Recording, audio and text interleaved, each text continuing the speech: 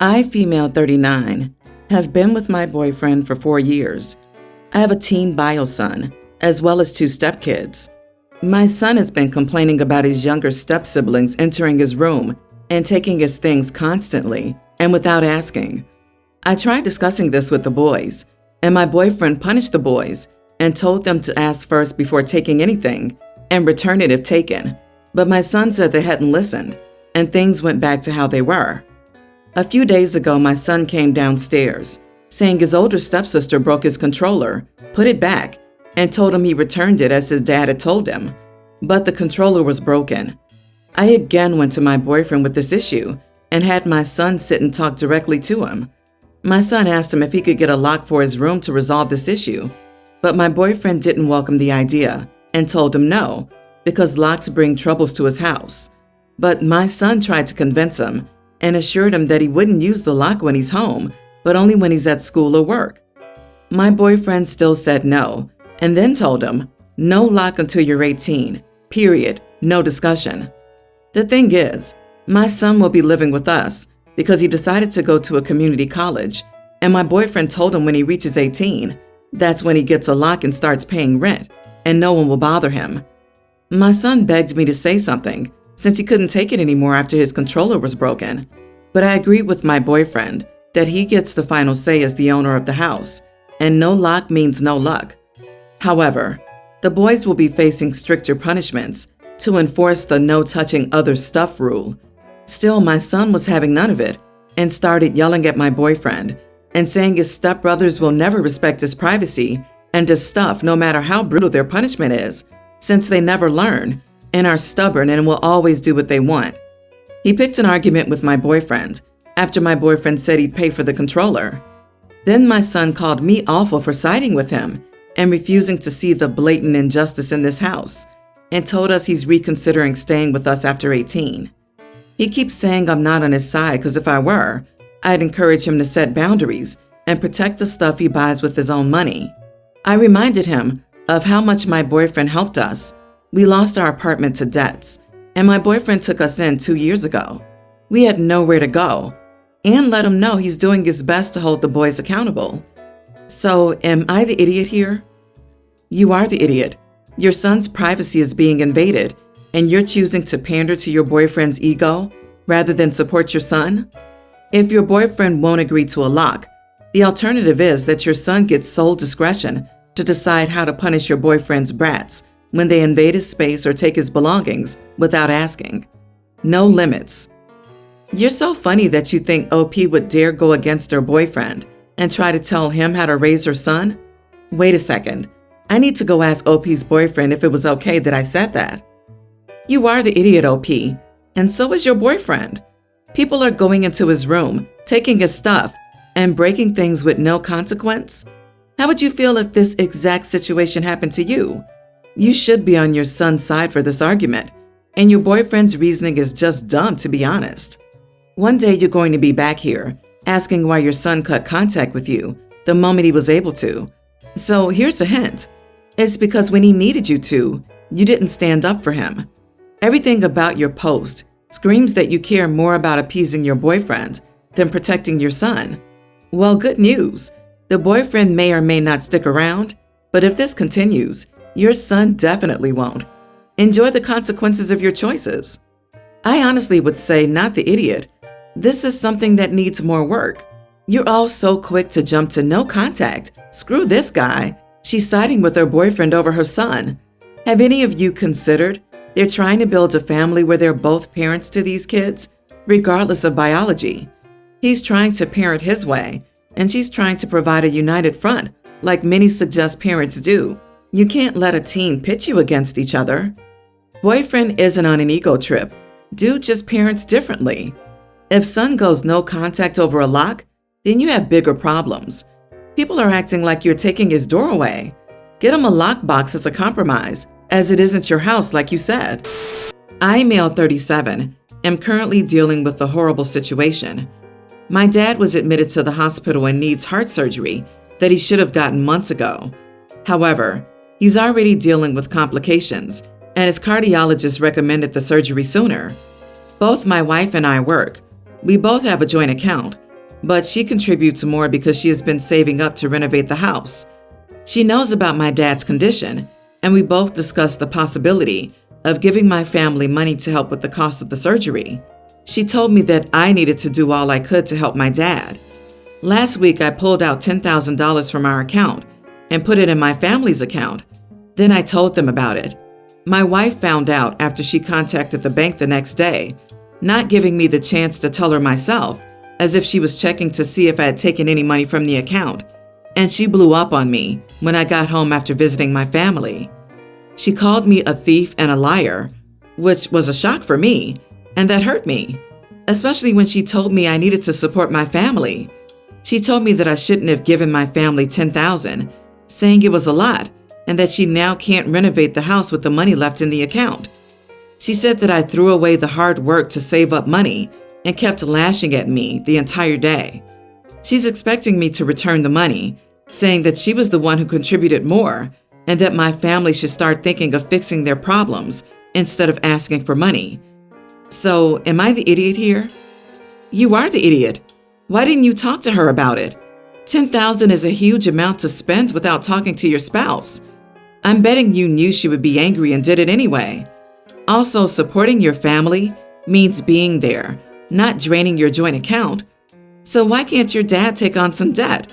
Why does it need to be prepaid? Did you discuss your dad paying it back? Have you talked with your wife about what luxuries you will go without until you have the money to renovate as she saved for? You are the idiot here, man. She contacted the bank the next day and found out before you could tell her? The next day is far too long to wait, and ideally, it would have been telling her before you did it. Your motivations weren't wrong, but your method was. Good luck and good health to your father, and good luck to you making this right with your wife. I'm questioning his motivation here, not the desire to help his dad, but the fact that he took such a large sum of money without telling his wife, and then didn't bother to tell her afterward either.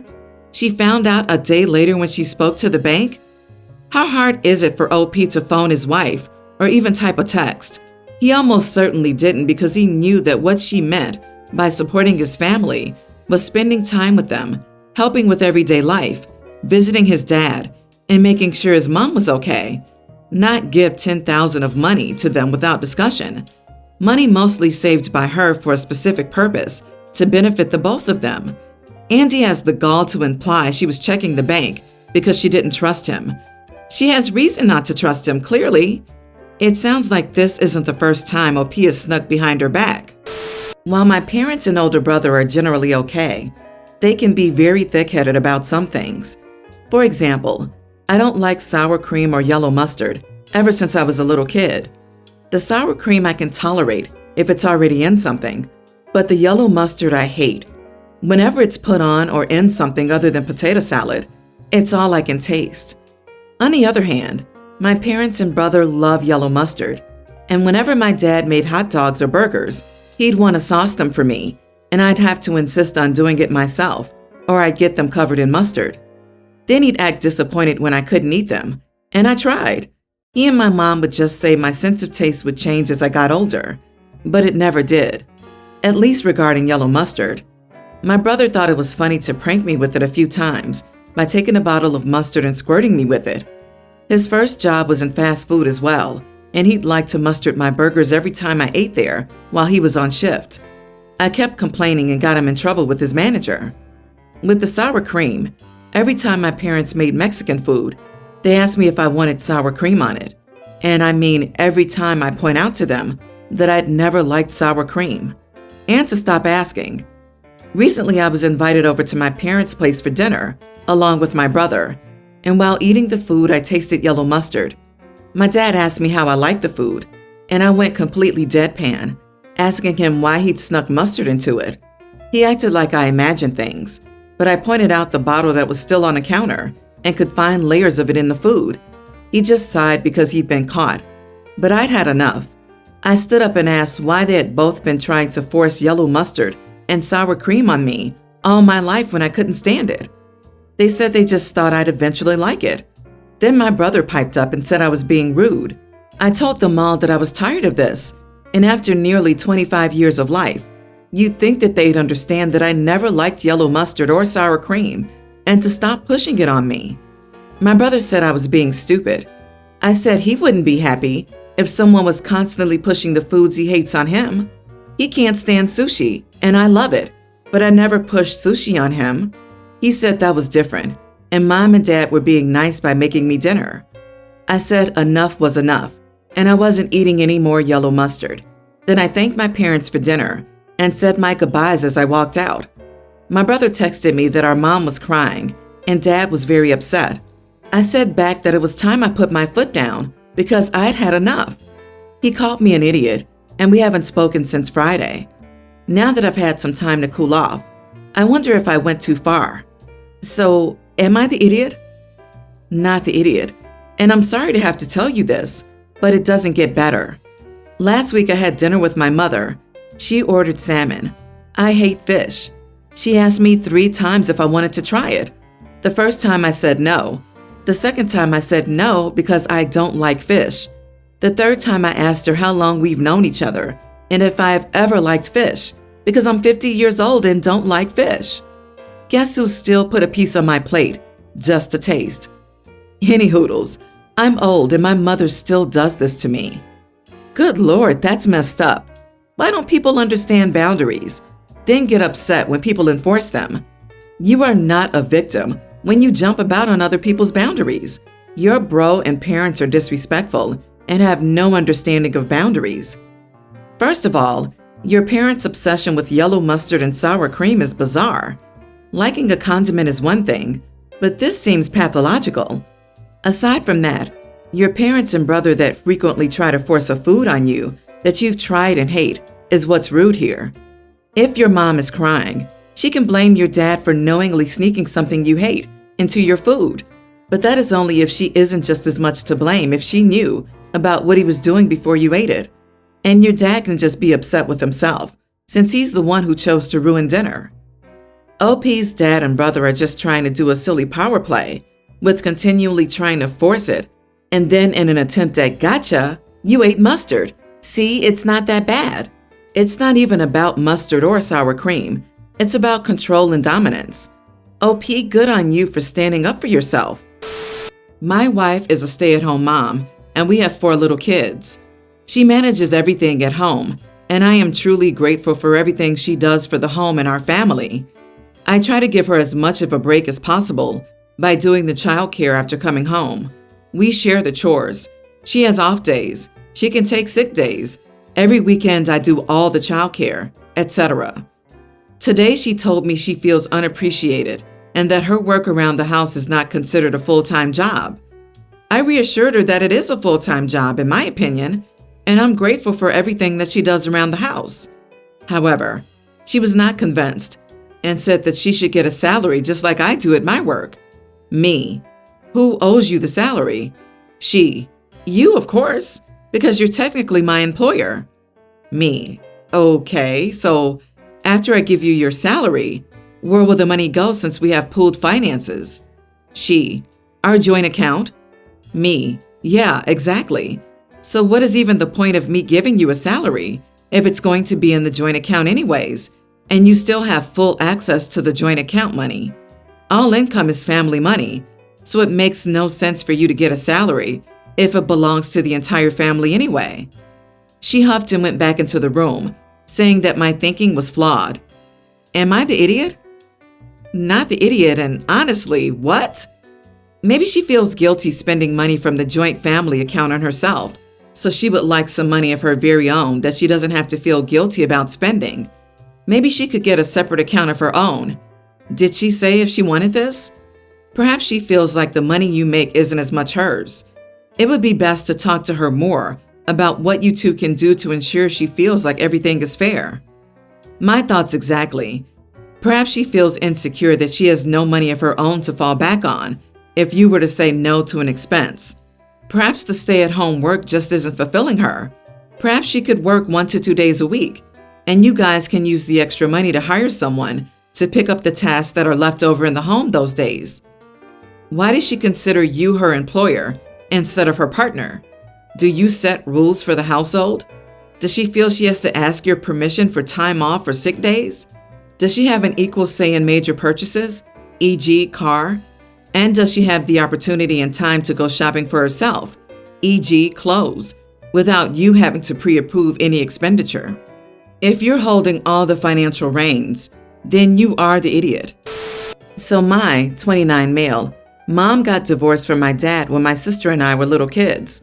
She didn't want anything to do with us, and she eventually got remarried to a guy who had a daughter 1 year younger than me.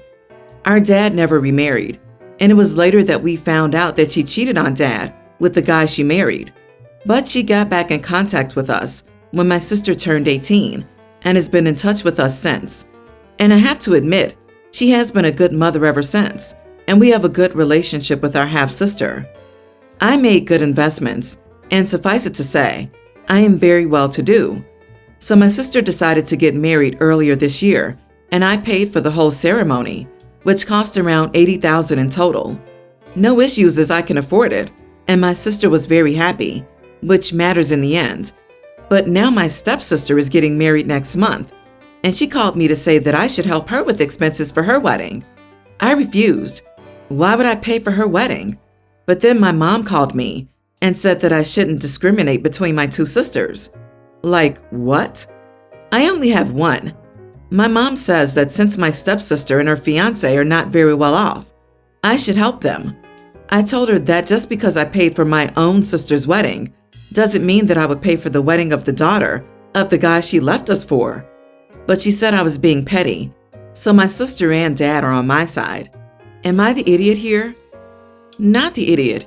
Your money, your call as to who gets it. Also, your stepsister coming to you and asking for the money is seriously ballsy and tacky. Stepsis isn't your obligation. Mom and stepdad could pay if they want to. I am petty, so I suggest that OP tell Mom she could use the unpaid child support as a gift for stepsister's wedding. To be honest, if she can't afford a huge wedding, she shouldn't get married or go to a courthouse. You have to love the relatives that come out of the woodworks when someone gets a little bit of money.